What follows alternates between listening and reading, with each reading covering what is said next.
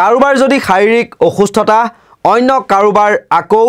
মাকৰ শুশ্ৰূষা কাৰোবাৰ আকৌ কাৰণ হ'ল পুত্ৰৰ বিয়া কিছুমানে কাৰণ দেখুৱালে শস্য চপোৱা আন কোনো আকৌ ক'লে আগতীয়াকৈ অস্ত্ৰোপচাৰৰ কথা মুঠৰ ওপৰত একুৰি এটা বাহানাৰে কাৰাগাৰলৈ যোৱাৰ বাটটো বন্ধ কৰিবলৈ চেষ্টা কৰিলে বিলকিছ বানুৰ ধৰ্ষণ কাণ্ডৰ সৈতে জড়িত 11 গৰাকীকৈ দোষীয়ে বিলকিছ বানুৰ অভিযুক্তক পুনৰ কাৰাগাৰলৈ প্ৰেৰণৰ ক্ষেত্ৰত উচ্চতম ন্যায়ালয়ে এক বাট মুকলি কৰি দিছিল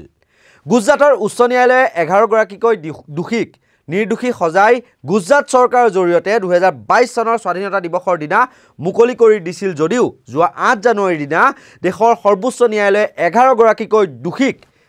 জেল কৰ্তৃপক্ষৰ ওচৰত আত্মসমৰ্পণৰ নিৰ্দেশনা দিছিল কিন্তু তাৰ পাছতে এই 11 গৰাকীকৈ দোষীৰ এটাৰ পাছত আন এটা বাহানা ওলাবলৈ ধৰিলে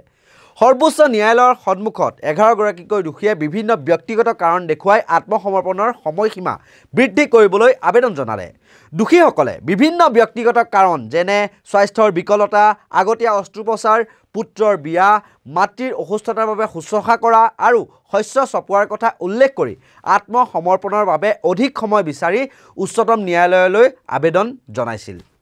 আত্মসমৰ্পণৰ বাবে অধিক সময় বিচৰা বিলকিছ বানুৰ গোচৰৰ 11 জন দোষীয়ে দাখিল কৰা আবেদনত শুকুৰবাৰে উচ্চতম ন্যায়ালয়ে কয় যে উল্লেখ কৰা কাৰণসমূহৰ কোনো যুক্তি নাই বা ভিত্তি নাই অৰ্থাৎ এই ব্যক্তিগত কাৰণবোৰ বৈধ নহয় তেওঁলোকে যিকোনো প্ৰকাৰে 21 জানুৱাৰীৰ ভিতৰত জেল কৰ্তৃপক্ষৰ ওচৰত আত্মসমৰ্পণ কৰিবই লাগিব শুকুৰবাৰে ন্যায়াধীশ বি.ভি. নাগাৰথানা আৰু উজ্জ্বল ভূঞাৰ বিচাৰপীঠে তেওঁলোকৰ আবেদন খাৰিজ কৰি কয় যে আমি আবেদনকাৰীৰ বাবে বিদ্যান জ্যেষ্ঠ অধিবক্তা আৰু আবেদনকাৰীৰ অধিবক্তাৰ কথাবিলাকো আমি শুনিলোঁ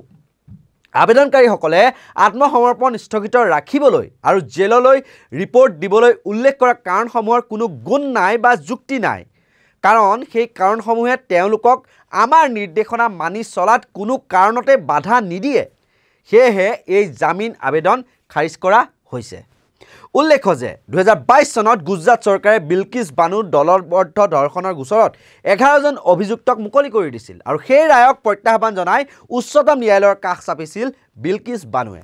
স্মৰ্তব্য যে 2002 চনৰ গুজৰাটৰ সাম্প্ৰদায়িক সংঘৰ্ষত দলবদ্ধ ধৰ্ষণ কৰা হৈছিল বিলকিছ বানুক আৰু সেই সময়ত বিলকিছ বানু 5 মাহৰ গৰ্ভৱতী আছিল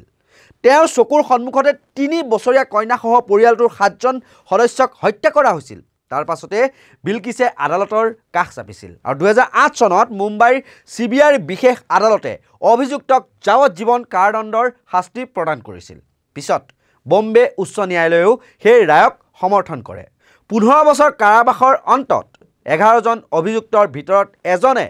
মুক্তিৰ বাবে উচ্চতম ন্যায়ালয়ৰ কাষ চাপিছিল উচ্চতম ন্যায়ালয়ে গুজৰাট চৰকাৰৰ আদালতলৈ গোচৰটো ঠেলি দিয়ে গুজৰাট চৰকাৰক অভিযুক্তৰ শাস্তি হ্ৰাস কৰাৰ বিষয়টো চোৱাচিতা কৰিবলৈ নিৰ্দেশ দিয়া হৈছিল আৰু এই বিষয়টো বিবেচনা কৰিবলৈ গুজৰাট চৰকাৰে এখন কমিটিও গঠন কৰি দিছিল আৰু এইখিনিতে এটা হাস্যকৰ কথা আমি ক'বলৈ ওলাইছোঁ সেই সমিতিখনে 1992 চনৰ ক্ষমা নীতিৰ অধীনত 11 জন লোকক মুকলি কৰি দিয়াৰ পৰামৰ্শ দিছিল কমিটিৰ তথ্য অনুসৰি 11 জনে হেনো সংস্কাৰী ব্ৰাহ্মণ আছিল তেওঁলোক আচলতে ধৰ্ষণকাৰী 11 বছৰ কাৰাবাস খাটি জেলত ভাল আচৰণ কৰিছিল হেনো তেওঁলোকে ভাবকচোন সংস্কাৰী ব্ৰাহ্মণে এনে জঘন্য কাৰবাৰ কৰিব পাৰেনে আৰু সেই কমিটিৰ প্ৰতিবেদনৰ ভিত্তিতে 2022 চনৰ স্বাধীনতা দিৱসত গুজৰাট চৰকাৰে মুকলি কৰি দিছিল অভিযুক্তক আৰু মুকলি কৰি দিয়াৰ পাছত বিলকিছ বানুৰ শেষ আশ্ৰয় আছিল উচ্চতম ন্যায়ালয় আৰু এটা কথা আচৰিত আৰু যিসকল দোষীক মুকলি কৰি দিয়া হৈছিল সেইসকলক বিজেপিয়ে মালা পিন্ধাই আদৰিছিল আৰু অপৰাধীসকলক ফুলৰ মালাৰে বিয়ৰ দৰে আদৰণি জনোৱা হৈছিল আৰু এই ঘটনাক কেন্দ্ৰ কৰি তীব্ৰ সমালোচনাৰ সৃষ্টি হৈছিল গুজৰাট চৰকাৰৰ এই কাণ্ডৰ পাছতে বিলকিছ বানুৱে গুজৰাট চৰকাৰৰ এই সিদ্ধান্তক প্ৰত্যাহ্বান জনাই উচ্চতম ন্যায়ালয়ৰ কাষ চাপিছিল আৰু 11 দিনৰ শুনানিৰ অন্তত ন্যায়াধীশ বি.ভি. নাগাৰত্না আৰু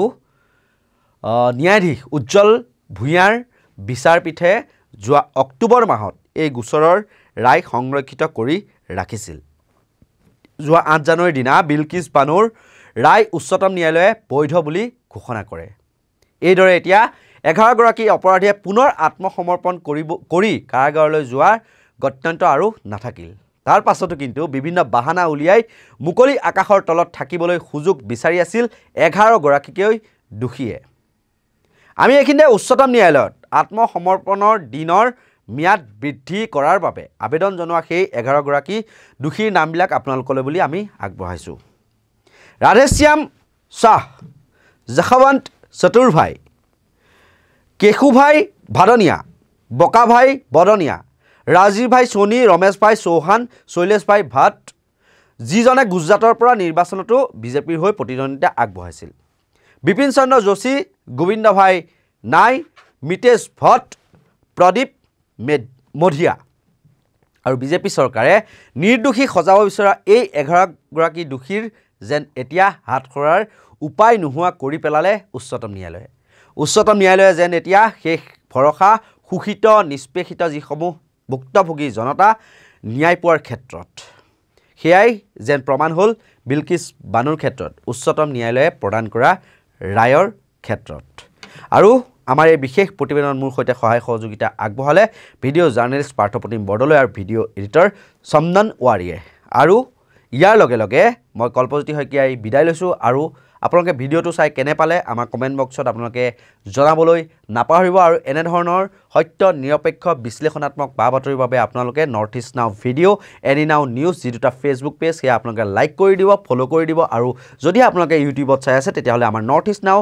যিটো ইউটিউব চেনেল সেইটো আপোনালোকে ছাবস্ক্ৰাইব কৰি আমাক জনতাৰ কণ্ঠ, জনতাৰ স্বাৰ্থত, জনতাৰ পক্ষত থাকি যাতে মাত মাতি যাব পাৰোঁ তাৰ বাবে আপোনালোকে আমাক সহায় সহযোগিতা যাতে আগবঢ়ায়। ধন্যবাদ।